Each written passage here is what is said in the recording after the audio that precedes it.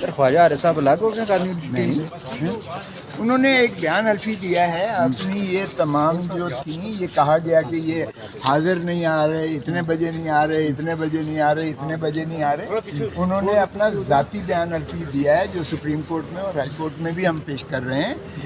انہوں نے بتایا کہ میرے منشی جس کے پاس ساری فائلیں تھیں اور جو سپریم کورٹ میں یہ جو مقدمہ 3-8 کا فیصلے کے خلاف جو نالش کرنا تھی وہ ساتھ لے کے جا رہے تھے، ان کو اٹھا لیا گیا راستے میں سے، اور اس کے بعد جو ہے اس نے فون کیا کہ مجھے انہوں نے اٹھا لیا ہے. پھر خواجہ صاحب کو وہ وائس میسیجز وہ کیے جو ہم نے ساتھ لگایا اسکرپٹ اس کا، اور انہوں نے بتایا کہ میں کیوں 12:15 بجے تک میں نہیں پیش ہو سکا.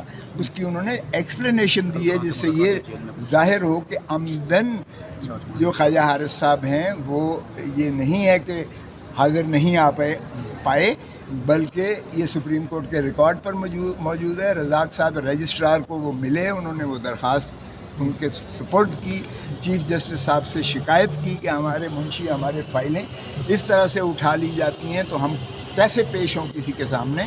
تو وہ چونکہ انہوں نے ایک ایکسپلینیشن دی ہے اس لیے وہ جو ایک پراپرائٹی اس بات کی متقاضی تھی کہ وہ جو ہے خود پیش نہ ہوں کیونکہ ان کو ایک گواہ کی حیثیت سے وہ اپنا دے رہے ہیں. سو وہ ابھی تک موجود ہیں اور وہ میری پوری معاونت عمران خان صاحب سے ملاقات کے حوالے سے بتائیے گا تھوڑا سا.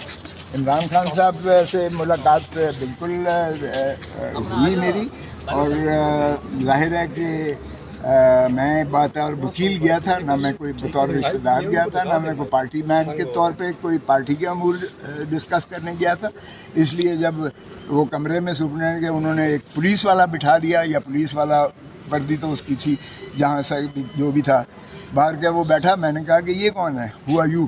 کہتا سر میری ڈیوٹی ہے. میں نے کہا تمہاری ڈیوٹی ہے؟ تو خان صاحب کہنے لگے میری تو بیگم کے ہوتے ہوئے بھی انہوں نے اس کو نہیں یہیں بٹھائے رکھا ہے، میں تو اپنی بیوی سے بھی جو ہے کوئی علیحدگی میں بات نہیں کر پایا کیونکہ یہ میرے سر پہ بیٹھا رہا. تو میں نے کہا بھائی صاحب اٹھو آپ، کیونکہ وکیل اور سائل کا جو رشتہ ہوتا ہے وہ صرف محترم اور مقدم ہی نہیں ہوتا بلکہ وہ پرائیویسی کا اور سیکریسی ہوتا ہے. میرے ساتھ جو سائل بات کرے گا یا سائل کے ساتھ جو میں بات کروں گا بطور وکیل کے، وہ جس طرح آپ اپنے کسی چیز کی جو ہے آپ پر بندش ہے، جس طرح ڈاکٹر اور مریض کے رشتے کے درمیان بات چیت ہونا کی بندش ہے کہ وہ نہ کوئی پوچھ سکتا ہے نہ وہ خود ڈسکلوز کر سکتا ہے، کسی کو ڈسکلوز کر سکتا ہے.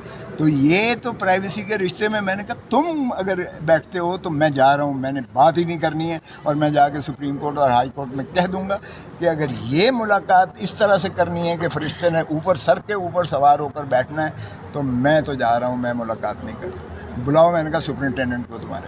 سپرنٹینڈنٹ صاحب آگے، میں نے کہا بھائی صاحب یہ نہیں بیٹھے گا. پھر وہ سپرنٹینڈنٹ صاحب کسی اور سے پوچھنے گئے، کس سے پوچھنے گئے یہ مجھ سے پوچھیے بھی نہ اور مجھے پتہ بھی نہیں، اس لیے انہوں نے کس سے پوچھا، کس کی اجازت لی. پھر آیا، اس نے سلوٹ مارا اور کہا کھوسا صاحب پلیز مختصر ذرا بات کریں آدھے گھنٹے کے لیے. تو پھر اس کو اٹھایا، میں نے کہا بیٹا یہ پہلے بار تشریف لے جائے پھر میں خان سے بات کروں گا. تو اس کے بعد ہماری باتیں ہوئی ہیں. باقی وہ ماشاءاللہ ہائی اسپرٹس میں ہیں، اس میں کوئی شک نہیں ہے کہ ڈاؤن ہوئے ہیں. ظاہر ہے 18 دن سے تو 15 دن سے تو جیل میں موجود تھے. اور نہیں سائیکولوجیکلی بہت اسٹرانگ ہے، ابھی بھی وہ ساروں کے برابر جو ہے ان کا سر لے گا، آپ فکر نہ کرو. اور جہاں تک تعلق ہے وہ اس کو صرف اپنی نہیں ہے پرواہ، بالکل اس کو عوام اور پاکستان کی اس کو یہی ہے. آپ نے پوچھا داڑھی بڑی ہوئی تھی، 1-2 دن سے شیو نہیں کی تھی، باقی ان کا جو ہے واش روم ان کا کھلا ہے اللہ کے فضل سے. اور یہ شرم کی بات ہے کہ آپ جو ہے اس کو نہانے کے لیے بھی آپ نے پکچر بنانی ہوتی ہے، اور کچھ اور جو ہے اگر وہ انخلا کے لیے جاتے ہیں تو بھی وہ اوپن ہے اور وہاں کیمرہ لگا ہوا ہے. یہ شرمناک ہے. وہاں کوئی بی کلاس ہے نہیں، بیٹر کلاس ہے نہیں اس جیل میں. سو ان کو جو ایک تنگ چھوٹے کمرے میں رکھا گیا ہے، حال ان کا وہی ہے. اگر سزا معطل نہ ہوئی تو آپ کیا کریں گے؟ کچھ بھی نہیں، ہم 2 بجے سپریم کورٹ میں وہاں سے کرا لیں گے.